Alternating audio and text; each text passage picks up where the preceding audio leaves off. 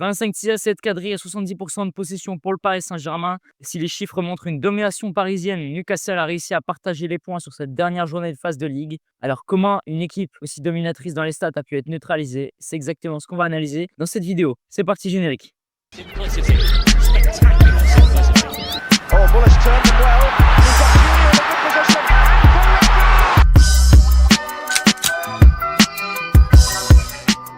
En première mi-temps, Newcastle se retrouve très régulièrement sans ballon. 67% de possession pour les Parisiens sur les 45 premières minutes. Pas subir, les Magpies vont attirer volontairement le jeu grâce à la coordination entre la pression au milieu de terrain et la couverture défensive. Les Magpies pourront alors mieux anticiper, mieux prévenir les attaques parisiennes. Comme ici, où les joueurs de Newcastle cherchent à volontairement orienter le jeu sur l'aile droite, avec ici 7 joueurs de Newcastle qui gardent au marquage individuel les Parisiens dans leur moitié de terrain.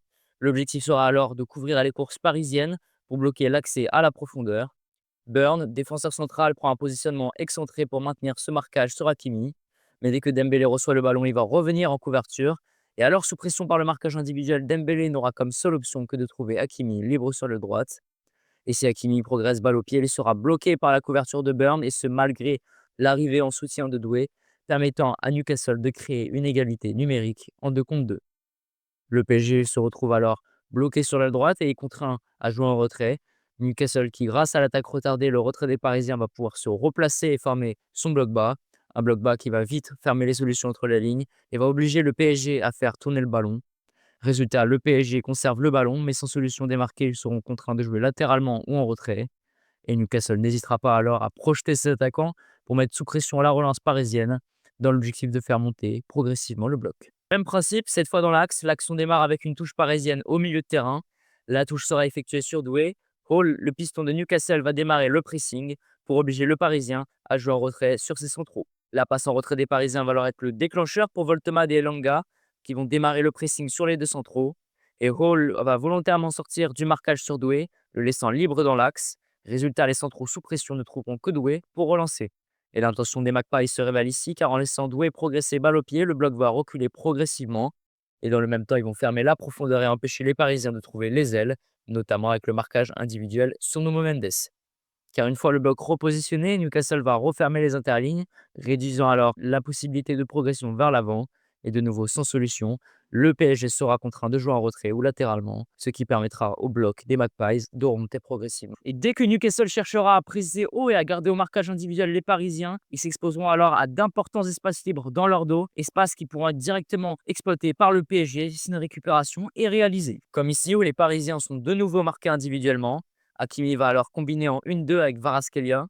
Le Géorgien capable de combiner sous pression dans des espaces réduits va être un appui décisif dans le lancement de l'attaque, car pressé dans son dos par Burn, Kvaratskhelia joue et lobe le pressing des Magpies, permettant à Hakimi de déborder sur l'aile droite. Résultat, Newcastle, alors présent haut sur l'ensemble de la moitié parisienne, vont laisser d'importants espaces dans leur dos, des espaces directement exploités par le débordement d'Hakimi qui va lancer la transition. La couverture défensive de Newcastle va se réorganiser rapidement, en refermant la solution sur Dembélé et les Magpies vont à nouveau récupérer le ballon. Cette séquence met en évidence la limite principale du marquage individuel réalisé par Newcastle. Dès qu'un joueur parisien arrive à jouer une touche ou à éliminer son vis-à-vis direct, tout l'équilibre défensif est rompu et ça laisse des espaces très importants, espaces qui pourront être utilisés par le PSG en transition. Si Newcastle cherche à obliger le PSG à jouer en attaque placée, c'est pour une raison claire, éviter à tout prix les transitions offensives parisiennes. Et en orientant volontairement le jeu et en acceptant de reculer dans leur moitié de terrain, Newcastle s'assure alors plus de temps pour effectuer ses retours défensifs et réorganiser son bloc. Et dès lors que le PSG est installé en possession, analysons maintenant comment le bloc bas de Newcastle a réussi à neutraliser les attaques parisiennes. Une fois le PSG obligé de jouer en possession, Newcastle va adopter un bloc bas, ici en 5-4-1. Cette formation permettra la couverture de la ligne d'attaque parisienne avec un marquage individuel, neutralisant la progression directe sous peine de récupération en faveur de Newcastle. L'interligne dans l'axe sera alors volontairement ouverte. Si à première vue c'est une zone où les Parisiens pourraient progresser, c'est en réalité un piège tactique, les Magpies ayant l'intention de fermer et récupérer rapidement le ballon grâce au triangle défensif présent dans l'axe. Newcastle aura un second objectif en cas de progression parisienne, en cherchant à fermer la surface de réparation et la zone de finition. Mais c'est là que l'intelligence de jeu des Magpies va faire la différence. Joao Neves va alors essayer de faire décrocher Botman, le défenseur central de Newcastle, dans son appel. mais il va lire rapidement le jeu et garder ses appuis dans l'axe en restant à l'intérieur de la surface comme dernier défenseur. Et si les Parisiens voulaient équilibrer la situation numériquement, le positionnement de Botman va permettre de garder une supériorité numérique de 8 contre 4 pour Newcastle. Résultat, Désiré Doué n'aura aucun espace possible pour finir et le ballon va arriver à l'intérieur de la surface de réparation. Et c'est là que la présence de Botman comme dernier défenseur fait toute la différence puisqu'il va pouvoir sécuriser le second ballon, permettant une récupération pour Newcastle. Le principe ici est le même, l'action démarre depuis le milieu de terrain. Les joueurs de Newcastle gardent un marquage individuel sur la ligne d'attaque parisienne.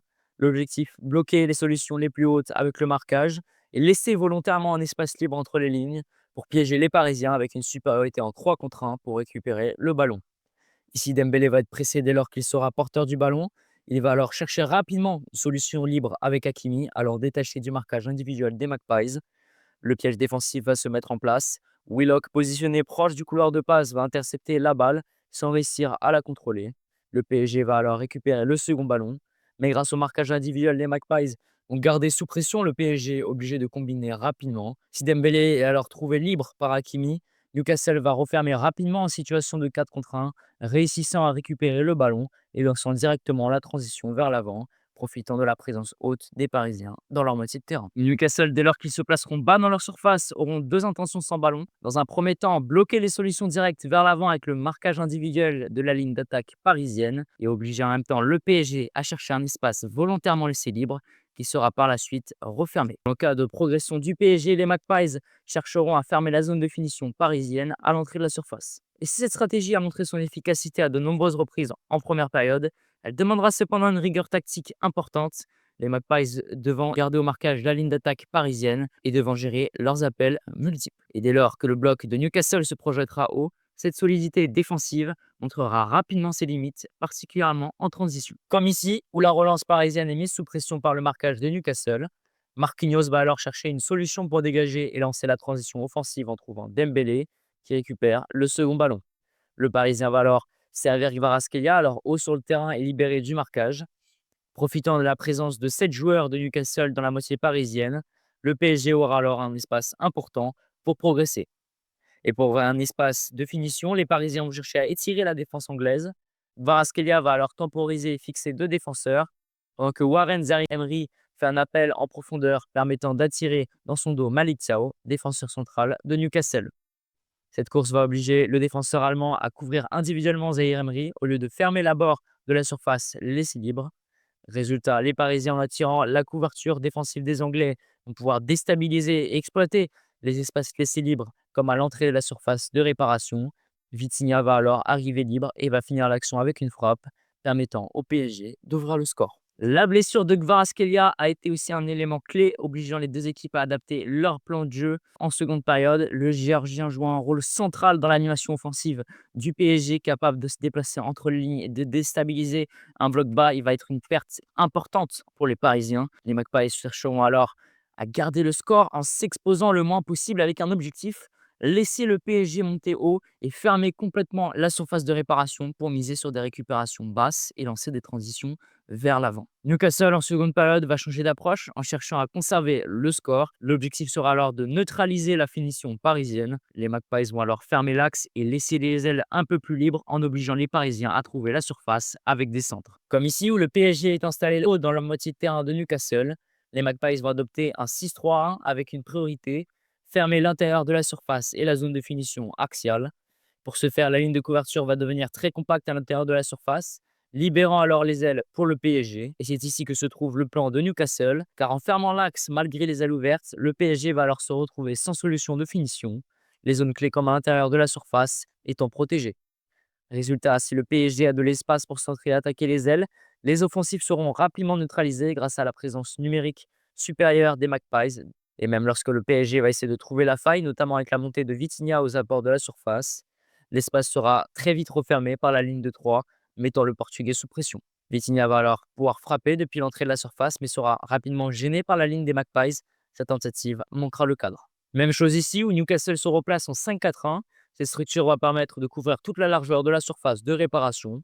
À nouveau, les ailes seront laissées volontairement libres. Hakimi va être trouvé libre sur l'aile. La priorité alors pour les Magpies étant de fermer la surface de réparation. Hakimi va alors trouver Joao Neves sur son couloir.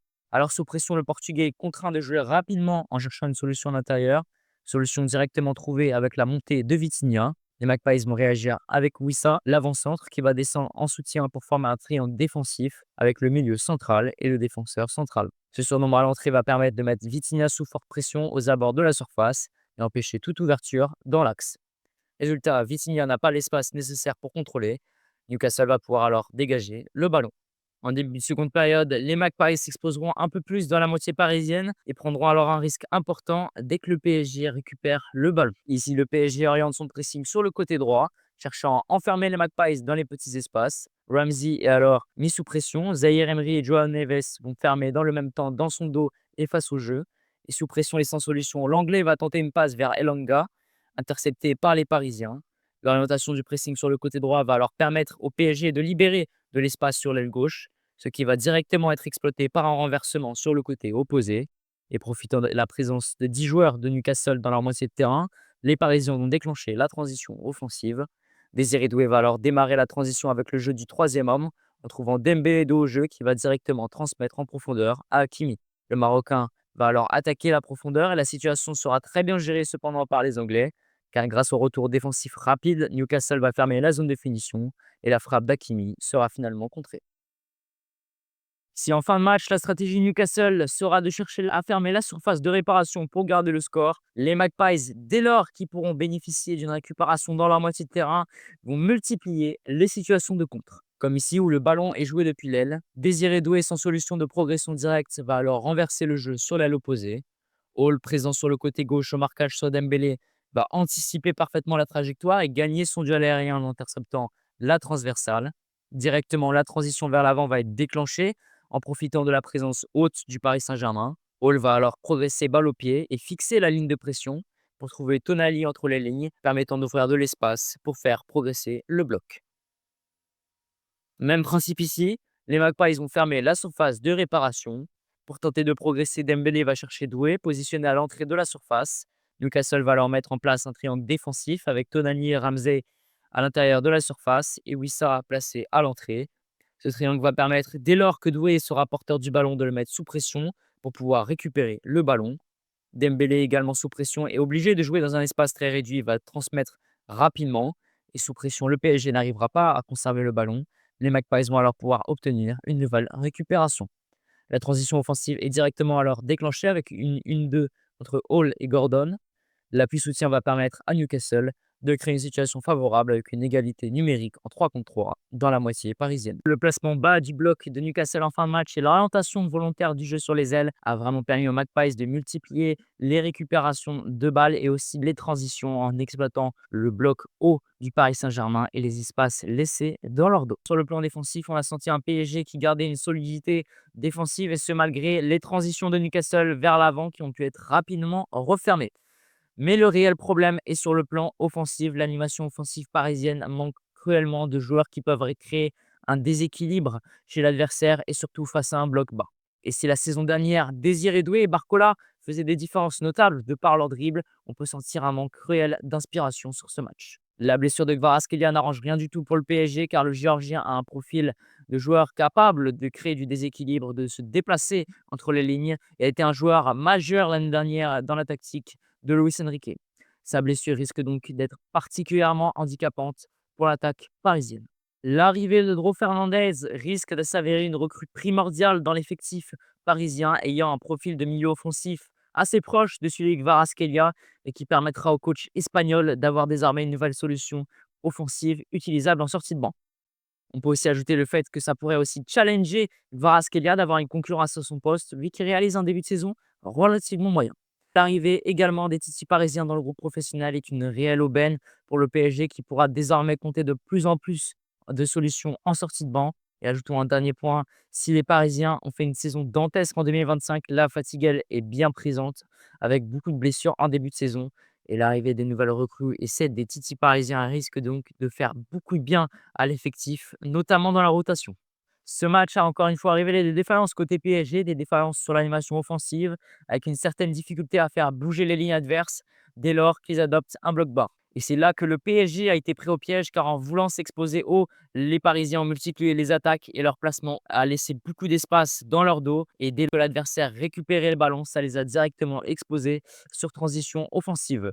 Les Parisiens ayant réalisé une saison 2024-2025 particulièrement intense avec peu de repos à l'intersaison, l'arrivée progressive dans le groupe pro des jeunes issus du centre de formation comme Ibrahim Mbaye ou Seny Mayolou, mais également avec l'arrivée de Dro Fernandez, va vraiment faire beaucoup de bien à l'effectif parisien. Ça va permettre d'avoir une rotation plus efficace. Le prochain match en Ligue des Champions sera le barrage face à Monaco. À voir donc si les Parisiens d'ici là auront trouvé les solutions sur le plan offensif.